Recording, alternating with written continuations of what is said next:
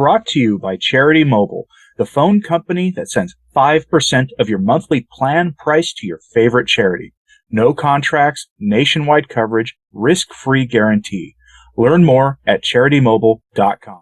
It appears the crackdown has begun in some dioceses regarding whether priests can opt out of the diabolical blessings as outlined in Fiducia Supplicans and the follow-up document issued by Cardinal Fernandez, the clarification that we were promised would never come. A number of priests, of course, are refusing to do so, as appeared to be the case, they're right, in the original document, but with that clarification came the clarification that said, no, you really can't back down on this, you pretty much have to do this. And now, a lot of priests, for good reason, don't want to do it. And bishops are saying, no, you have to. And now we have pushback that's begun.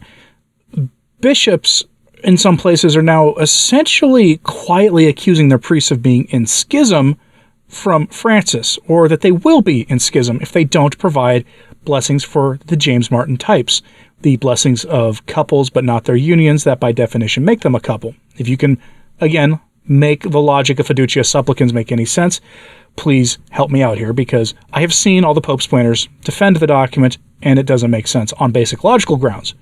Because it can't make sense on logical grounds. The document is clearly a repudiation of Catholic morality, an attempt to make the church more relevant in the eyes of the world, and to sell the church out to those who pull the strings in the world. So, we now have bishops telling their priests that they have to do this, and if they don't, they're in schism. In schism with what, precisely? Well, for my money, they would be in schism with the ape of the church of prophecy, the false church that will eventually be formally set up by the man of sin when he arrives on the scene.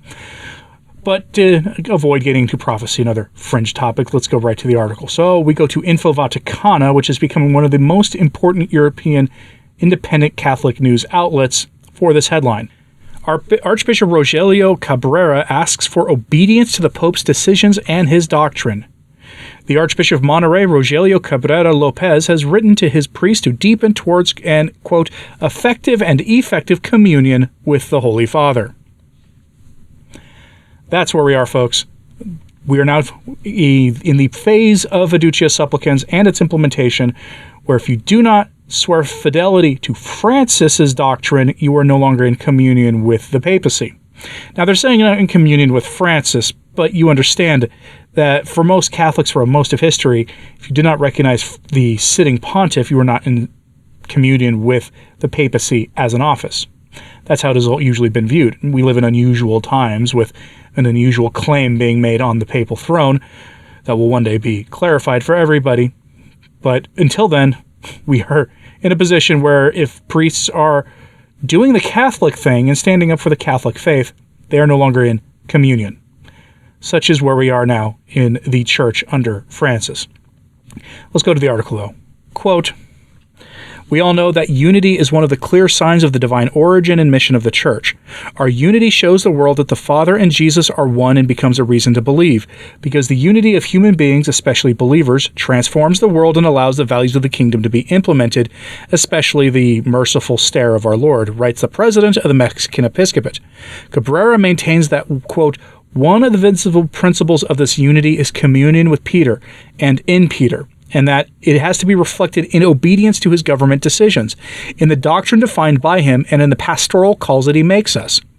Archbishop Cabrera, as you have just read, asks to follow the doctrine defended by the Pope, instead of encouraging people to follow the doctrine of the gospel, which is true that it should always be the same one defended and promulgated by the Holy Father.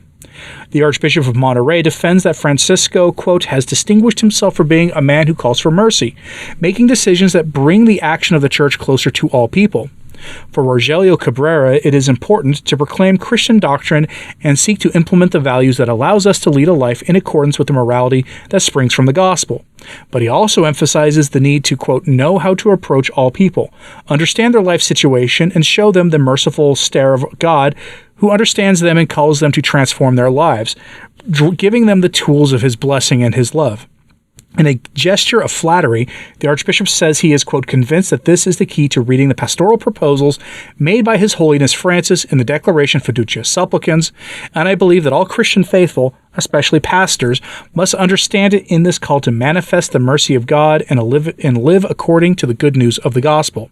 That is why I call everyone to an effective and affective communion with the Holy Father to unite with his pastoral proposals." End quote.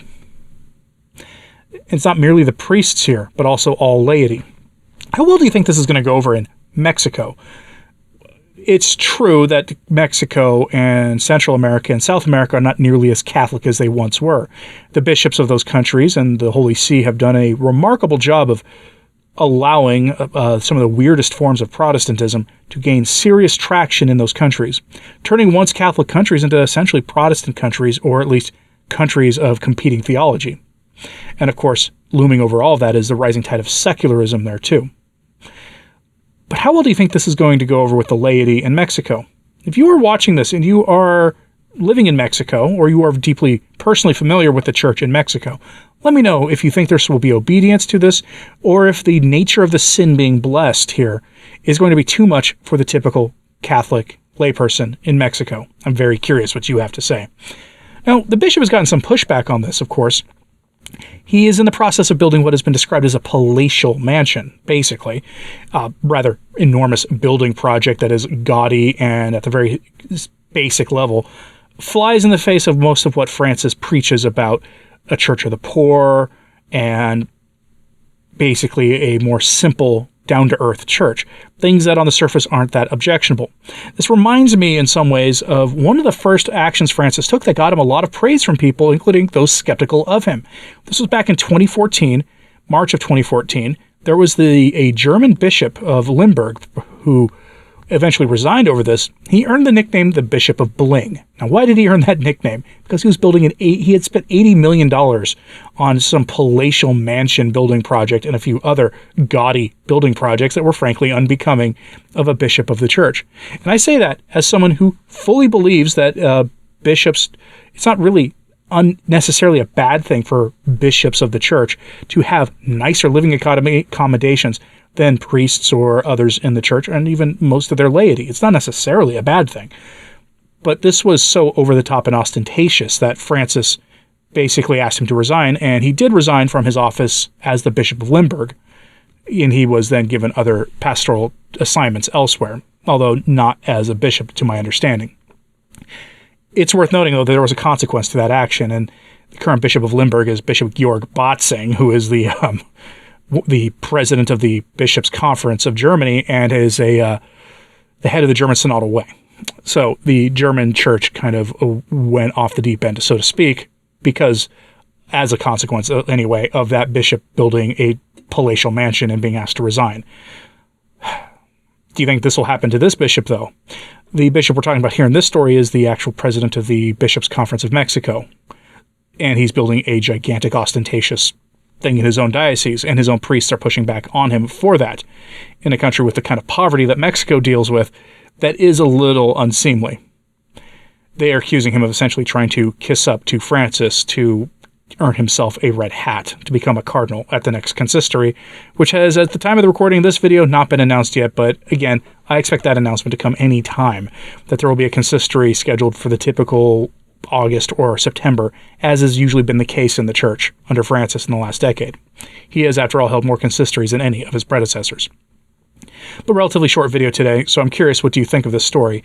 Do you find it kind of ironic that a bishop who is essentially not in communion with Francis on some of the more material issues related to wealth and a simple poor church is commanding his priests to object to the sort of conflict with the gospel that Fiducia Supplicans represents, and who have said, no, they're not going to do this?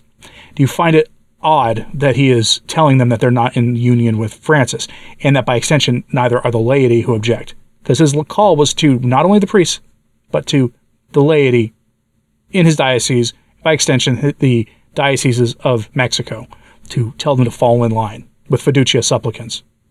A country that has historically not been exactly the most open to the sin in question. I'm curious what you have to say about this. Let me know in the comments, please. Hit like and subscribe if you haven't. It does help.